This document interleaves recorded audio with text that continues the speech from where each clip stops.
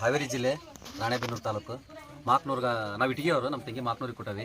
ಇವ್ರಿಗೆ 2 ದಿನ ಇದ್ದಕ್ಕಿದ್ದಂಗೆ ಮಾತು ಕಟ್ಟಾಗ್ಬಿಟ್ಟು ಮಾತಾಡೋರು ಚೆನ್ನಾಗಿ ಭಾಳ ಆ್ಯಕ್ಟಿವ್ ಅವರು. ಇದ್ದಕ್ಕಿದ್ದಂಗೆ 2 ದಿನ ಮಾತು ಕಟ್ಟಾಗಿ ನಾವೆಲ್ಲ ಏನೋ ಆಯ್ತು ಅನ್ನೋ ಒಂದು ಇನ್ಸ್ಟೆಂಟ್ನಾಗ ಕುತ್ಕೊಂಡಿದ್ವಿ. ಅವಾಗ ನಾ ಇಲ್ಲಿ ಒಂದ್ಸರಿ ಬಂದೋಗಿದ್ದ ನನಗೆ ಚೀಟ್ ಸಿಕ್ಕಿದ್ದಿಲ್ಲ. ಅಮ್ಮನ ತಕ್ಕ ಆಶೀರ್ವಾದ ತಗ ನಂಗೆ ಹೋಗಿದ್ದ.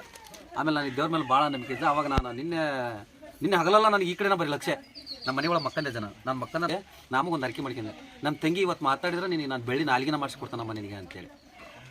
ನಾವು ನೋಡಿದ್ವಿ 10 ಗಂಟೆ ಆಯ್ತು, 10:30 ಆಯ್ತು, ಹೇಳ್ತಾಯಿದಾರೆ ನಮ್ಮ ಅಕ್ಕರೆಲ್ಲ. ಅವಾಗ ಹಂಗೆ ಸಡನ್ಲಿ ನಮ್ಮ ತಂಗಿ ಮಾತಾಡ್ಯಾರ, ಅಣ್ಣರು ಎಲ್ಲಿ ಹೋದ್ರು, ಅಣ್ಣನ ಮಕ್ಳು ಎಲ್ಲಿ ಹೋದ್ರು ಅಂತೇಳಿ ಎಲ್ಲ ಮಾತಾಡೋ ಹೊತ್ತಿನಾಗ ಆಟೋಮೆಟಿಕ್ಲಿ ನನಗೆ ಫೋನ್ ಮಾಡ್ಯಾರ ಅವ್ರು 10:00ವರೆಗಿನ. ಮಾತಾಡಕತ್ತೇಳ ಅವು ಅಂತೇಳಿ ನಮ್ಮ ಸ್ವಸ್ಥರೆಲ್ಲ ಫೋನ್ ಮಾಡಿ ಮಾತಾಡ್ತಿಲ್ಲ. ನಾನು ನಮಗೆ ಈಗ ಅಡಿಕೆ ಕಟ್ಕೊಂಡಿದ್ದೆ. ನಾನು ದುರ್ಗಸ್ಥಳ ಅಲ್ಲಿ ಇದ್ರ ಚಿಕ್ಕಮಂಗ್ಳೂರು ಕಡೆ. ನಾಳೆ ನಾನು ಇಲ್ಲಿ ಬರೋಕ್ಕೆ ಫಿಕ್ಸ್ ಮಾಡಿದ್ದೆ. ನಾನು ಎಲ್ಲ ಡೇಟ್ ಫಿಕ್ಸ್ ಮಾಡ್ಕೊಂಡಿದ್ದೆ. ನಾನು ನಾಳೆ ಹೋಗಲೇಬೇಕು. ನಾನು ಅಮ್ಮನ ಅರಿಕೆ ಅದು ನಾನು ಸಕ್ಸಸ್ ಆಗ್ತದೆ ಅಂತೇಳಿ ಇವತ್ತು ಹೋಗಿ ಕಂಡ ಬರೋಣ ಅಂತೇಳಿ ನಮ್ಮ ತಂಗಿಯರು ಕರ್ಕೊಂಡು ನಾವು ಇಲ್ಲಿ ಬಂದಿದ್ದೆ. ಕುಂದ್ರಲ್ಲಿ ಏನು ಮಾತಾಡ್ತಿದ್ದಿಲ್ಲ. ಎಷ್ಟು ಮಾತಾಡಿದ್ರು ಮಾತಾಡಕೊಳ್ರಿ, ಏನಿಲ್ಲ, ಸುಮ್ಮನೆ ಅಳ. ನಾವು ಮಾತಾಡಿದ್ರೆ ಅಳಂಗಿಲ್ಲ, ಏನಿಲ್ಲ. ಇದು ಗಂಟ್ಲೆಲ್ಲ ಹಿಂಗೆ ಇಳ ಬಿದ್ದಿತ್ತು. ನಿನ್ನಿಂತ್ರ ಮಾತಾಡ್ಯಾರಿ ರಾತ್ರಿ 11 ಗಂಟೆ ಬಿದ್ದ. ಇವತ್ತು ಹಗಲೆಲ್ಲ ಮಾತಾಡ್ಯಾರ. ನಿನ್ನಿಂತ್ರ